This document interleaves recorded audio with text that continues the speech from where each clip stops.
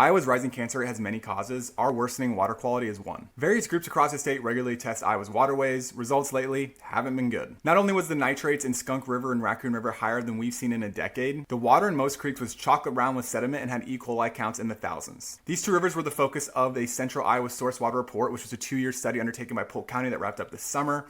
It noted that poor source water quality along with heightened demand were putting a strain on drinking water for people living in the area. The culprit?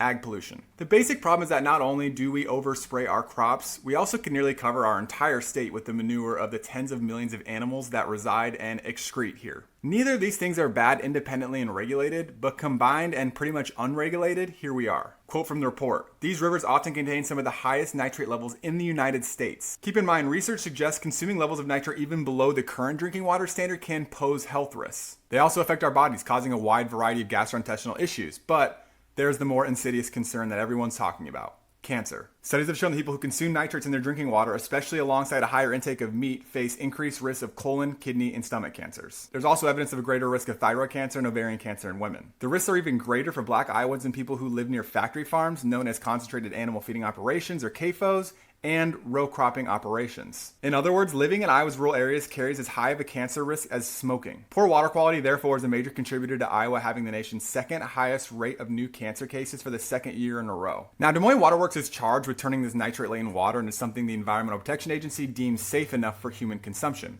In 1990, they built a special nitrate removal facility known as one of the biggest in the world to run on an as-needed basis. The catch? It only has capacity for about the eighth of the water Des Moines needs. Waterworks officials hope, they say, to solve the problem by building 2 new cleaning facilities at the cost of $344 million, borne by taxpayers. Chris Jones, a water quality expert, says it's time that we call that $344 million what it really is: one more government subsidy for Iowa agriculture. We're going to need new laws and regulations to deal with this, which is a long shot given our current state house, but it is possible. Push your representatives on specific actions to deal with this issue.